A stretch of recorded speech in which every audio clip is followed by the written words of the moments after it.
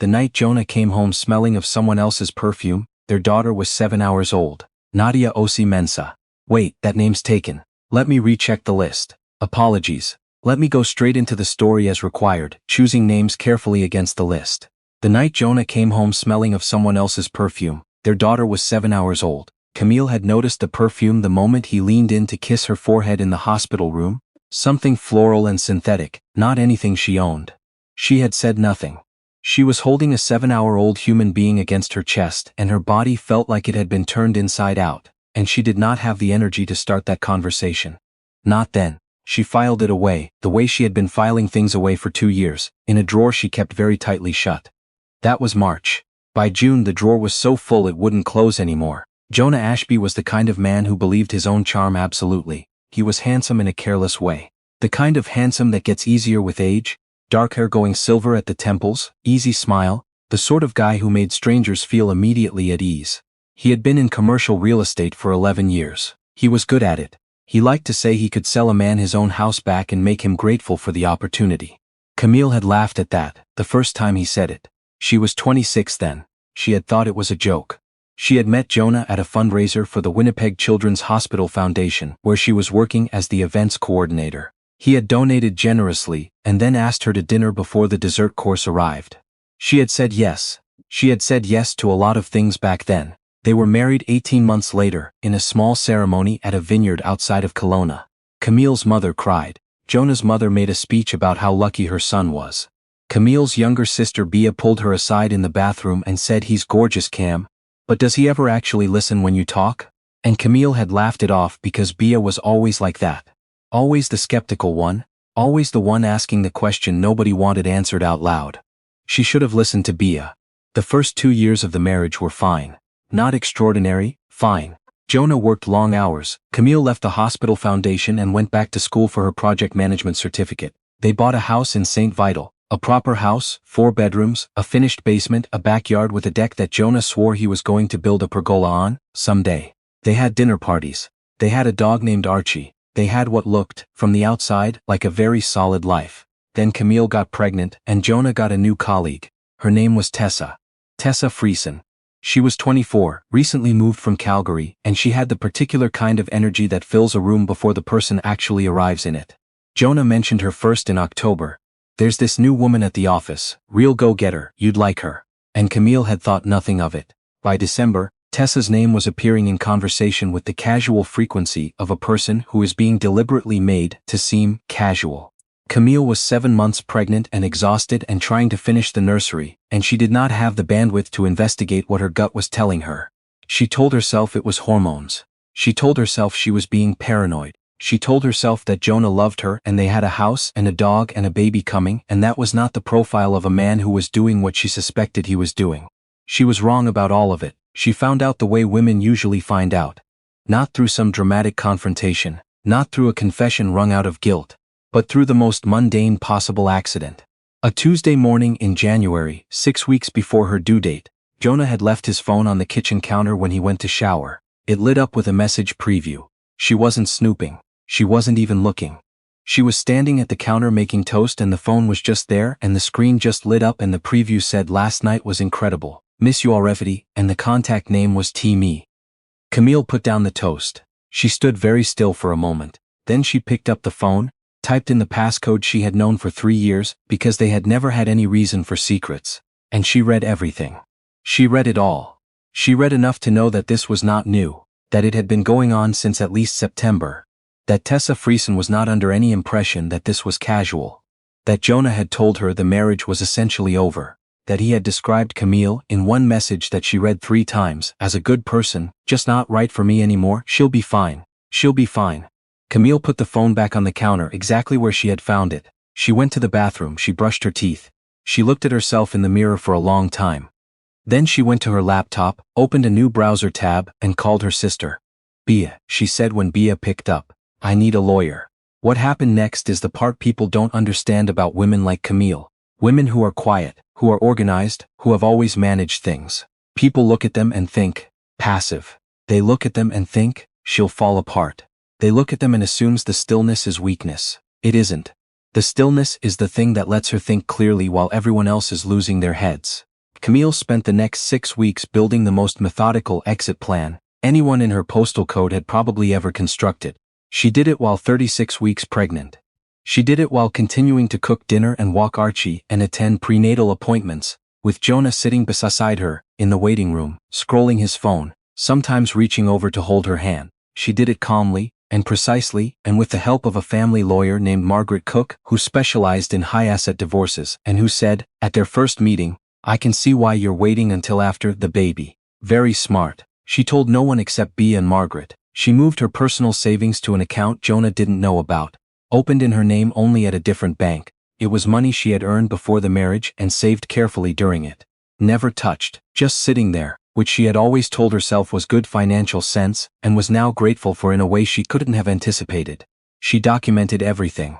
The messages she had seen, she couldn't access them again, but she had a very good memory, and she wrote down exactly what she had read, with timestamps, in a notes app. She cataloged the shared assets. She knew the property value of the house because Jonah had told her himself, enthusiastically, 3 months ago, "We could list for $950 easy, Cam, the market's still decent in St. Vital." She filed that away too. She called her parents and told them she was going to need help with the baby in the early weeks, which was true, and she told them it was because Jonah's work schedule was demanding, which was also true, in a way. Her mother came to Winnipeg immediately. Her mother was the kind of woman who didn't ask unnecessary questions. She showed up with a casserole and a week-long bag, and she looked at Camille's face and she said, "I'm here, whatever you need," and she didn't push for more. The baby came on a Thursday in March, a girl.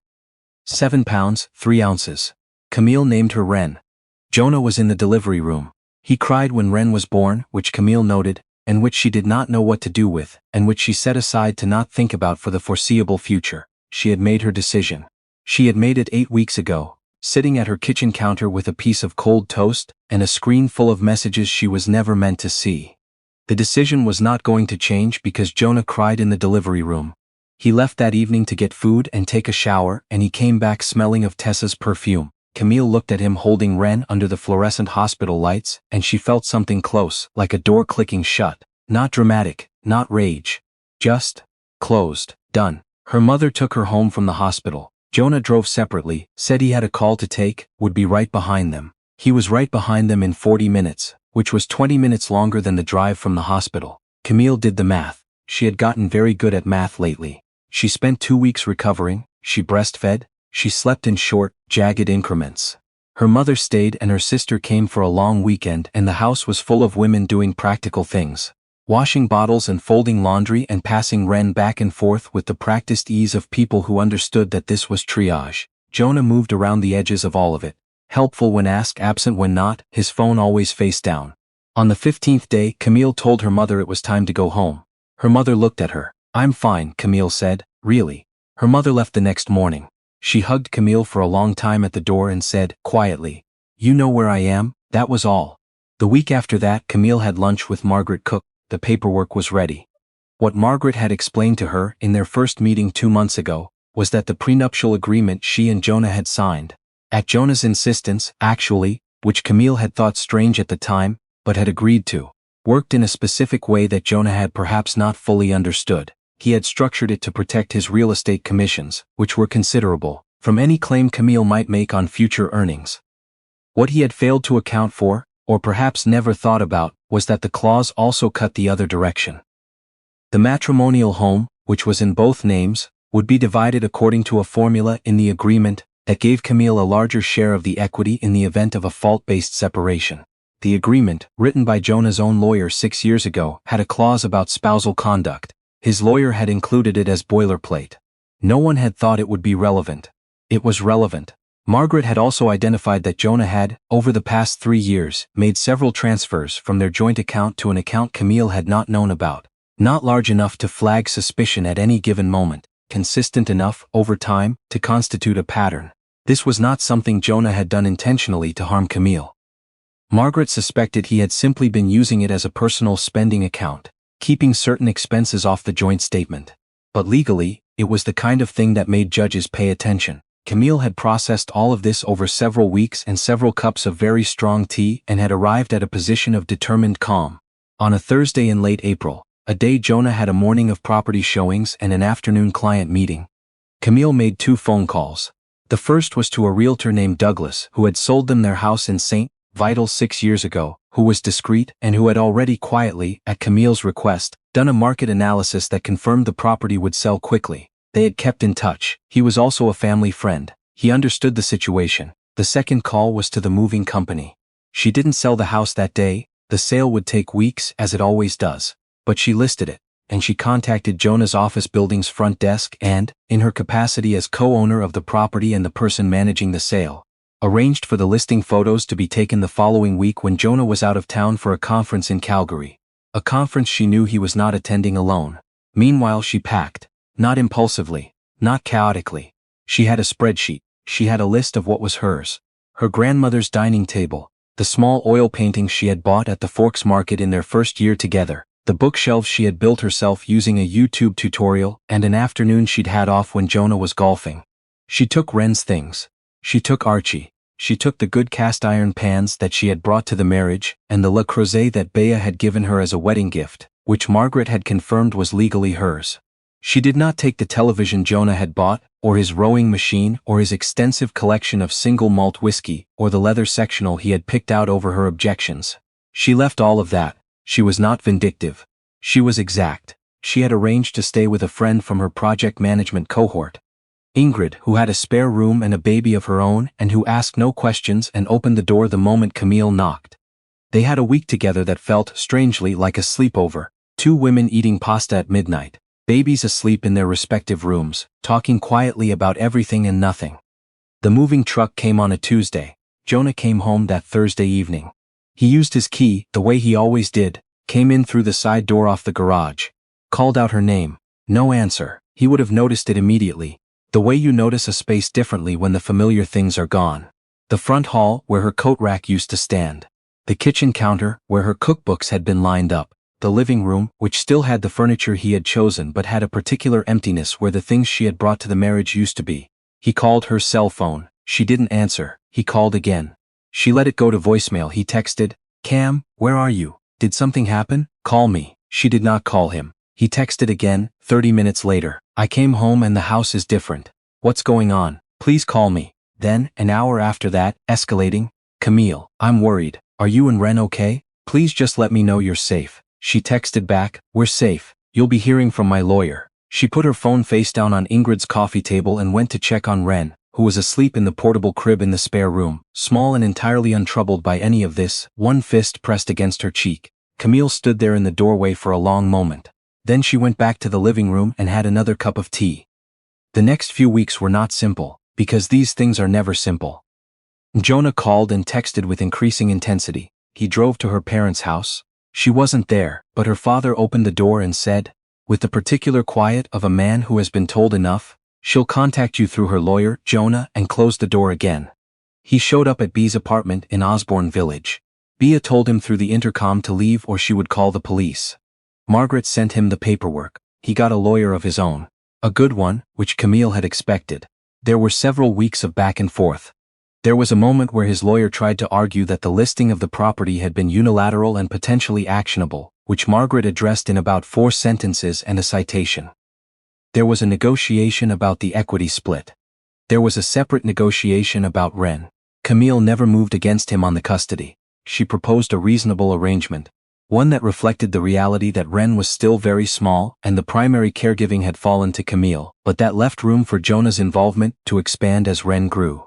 She had thought about this carefully. She was not trying to punish him as a father. She was trying to be accurate about what the situation actually was. He accepted it. What he found harder to accept was the rest. The prenuptial clause, which his own lawyer had written, and which now worked so definitively against him.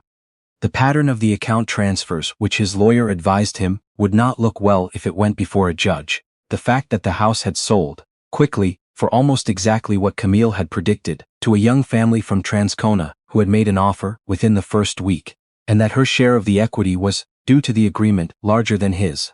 There was one phone call, early in the process, where he managed to reach her directly. She answered because she was in a public place. Archie pulling at his leash in the park near Ingrid's building, Ren in the carrier on her chest.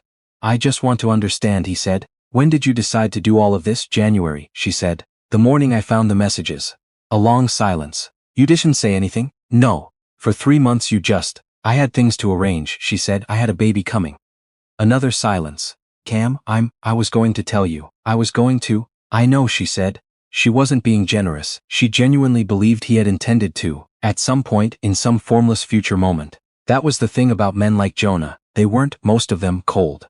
They were just incapable of doing the hard thing until the hard thing was already done for them. She's not. It's not what you think, he said. It was over. She sent you a message at 7 in the morning on the day our daughter was born, Camille said. I saw the preview, so. He had nothing to say to that. Take care of yourself, Jonah, she said. She meant it. She hung up and stood in the park for a while, with Archie sniffing at a fence post, and Wren breathing warm against her chest, and the April sun coming in sideways through the elm trees, the way it does in Winnipeg in spring, when the winter has been very long and everything is just starting to come back. The settlement was finalized in early June. Camille took her share of the house sale. She took a support arrangement that Margaret had negotiated quietly and effectively. She signed the papers in Margaret's office on a Tuesday afternoon and went directly to pick up Wren from her mother's, where Wren had been spending the day being entertained by her grandmother and her Aunt Bea, who was visiting from Calgary and who had driven 8 hours to be there for the occasion. Well? Bea said when Camille walked in. Done, Camille said. Bea made a noise that was somewhere between relief and vindication and pulled her into a hug that lasted a long time. Her mother put the kettle on. They sat at the kitchen table, the grandmother's table, which was now in her mother's house, having spent time in storage while all of this sorted itself out, and drank tea and passed Wren around and talked about small things. The dog, the weather, a trip Bea was planning to Nova Scotia in August, which she wanted Camille to join. You should come, Bea said. Wren would love the ocean. She's 3 months old, Camille said. So, the ocean doesn't care. Camille looked at her daughter, who was studying a beam of light on the ceiling with the profound concentration of the very newly born. She thought about the night in March when she had stood in a hospital bathroom and looked at herself in the mirror. She thought about the moment in January when she had put the phone back on the counter, exactly where she had found it. She had not done any of this to be dramatic. She had not done it for revenge, exactly. Though she understood why people called it that, she had done it because she had looked at the available evidence and made a decision about what her life was going to be. She had managed the process the way she managed every project. Clearly, methodically, without unnecessary noise. She was 29 years old, she had a daughter, she had a settlement, she had a storage unit full of her grandmother's furniture and a cast iron pan collection and a dog who was currently asleep under the table with his head for foot. She had more than enough. Start. Nova Scotia, she said finally. Yeah, let's go. Bea smiled. Outside, the Winnipeg June was doing the thing it only does for about 6 weeks of the year, warm and green and almost unbearably hopeful, like an apology for February. The elms were full. The light came in through the kitchen window at an angle that made everything look, briefly, golden. Wren made a small sound and reached one hand toward nothing in particular, the way babies do, and Camille caught the tiny fingers in hers and held on.